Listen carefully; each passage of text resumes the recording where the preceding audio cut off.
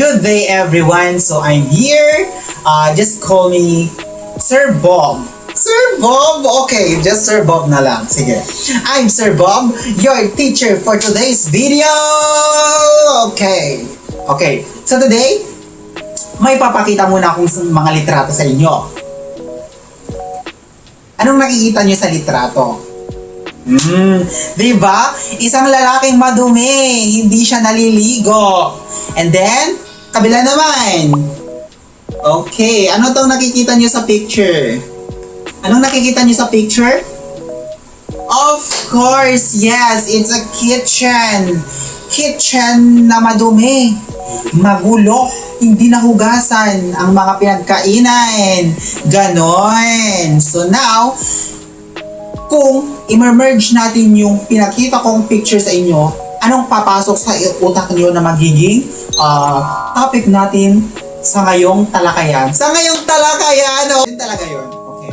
Sa ngayong lesson na to ay tatalakayin natin ang hygiene and sanitation. So, ano nga ba ang diferensya ng hygiene and sanitation? Okay. So, ang diferensya niya ay, hindi ko sasabihin, wala introduction muna. Okay.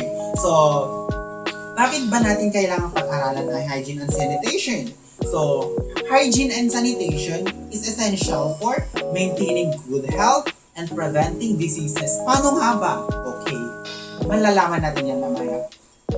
While they are often used together, they have different meanings and rules. O diba, kapag narinig natin ang hygiene and sanitation is parang gusto nilang sabihin is kalinisan.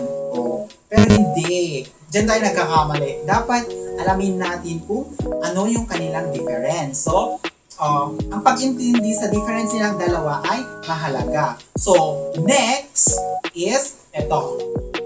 Tutungo na tayo sa sanitation. Sanitation. Ay, no! Wrong signal. It's hygiene. Wrong signal. It's hygiene. Bakit mga mas nauna si hygiene kay sanitation? Alamin natin yan mamaya. Okay. So what is hygiene? So hygiene refers to personal practices that maintain cleanliness and promote good health. Anong ibig sabihin nun? Ganito. So, ang hygiene is tumutukoy lang siya sa ating katawan. So, kung ang tao ay hindi naliligo, anong tawag sa kanya? It's unhygienic. So, kapag ang tao malinis is, yun yung tinatawag na hygienic. So, paano nga ba gawin itong hygiene? Or, paano ba natin na-i-apply ang hygiene? Okay. Ang example dito is yung ating paghuhugas ng kamay. Pangalawa, pagbrush ng ngipin. Pangatlo, ang pagligo.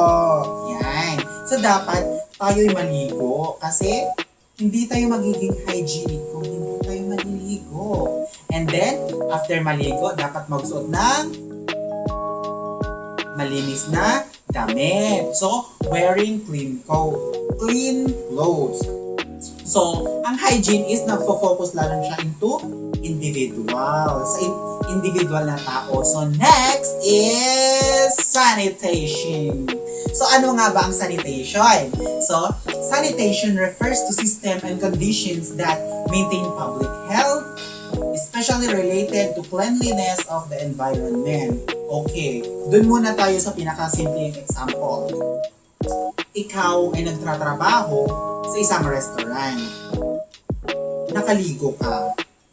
Yes, hygienic ka. Pagpunta mo dun sa restaurant, may mga hindi nahugasan na ginamit sa pagluluto, yung sink na barado, ano pa, mga basurang hindi na-segregate at hindi na-dispose ng maayos. Anong mangyayari? So, ikaw ay maaring makakuha ng sakit o yung mga customers nyo is pwedeng makakuha ng sakit dahil ang lugar ay hindi sanitize. So, ano dapat ang gawin para may apply ang sanitation? So, una, Doon lang muna tayo sa restaurant. Okay, doon sa restaurant is proper waste disposal. Sa basurahan is dapat meron tayo nabubulok, di nabubulok, at yung special waste.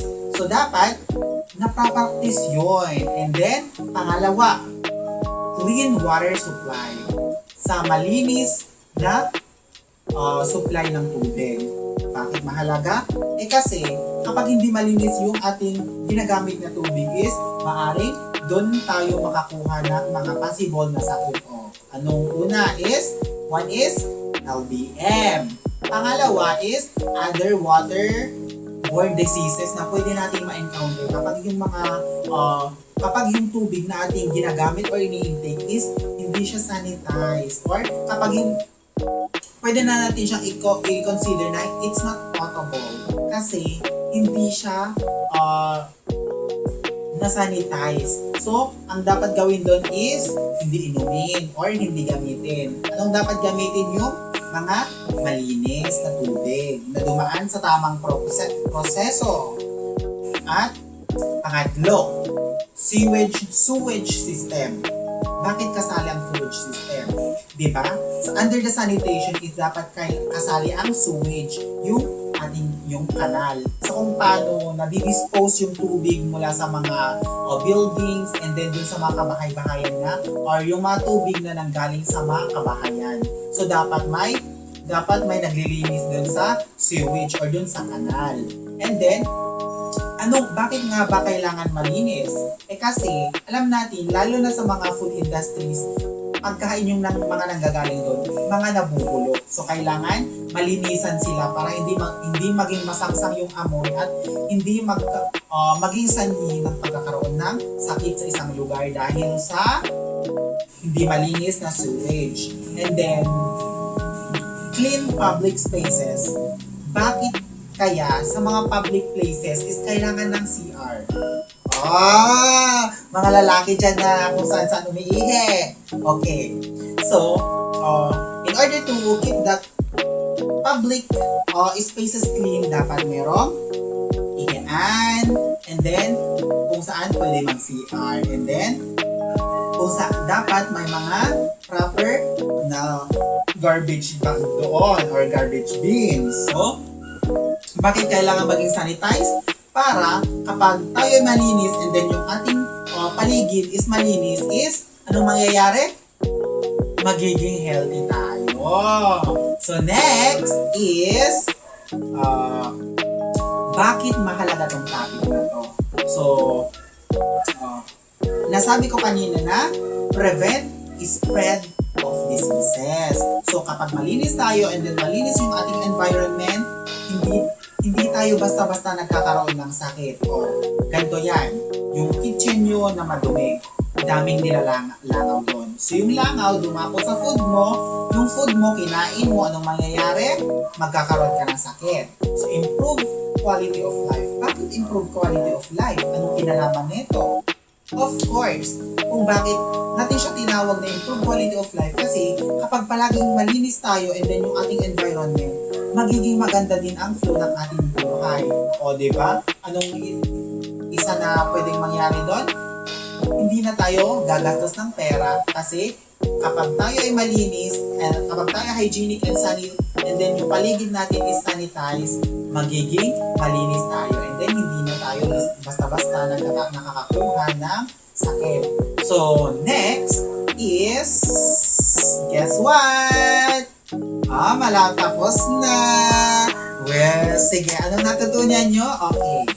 You can just add your comment and pwede kayong magtanong sa ating comment section. Bye!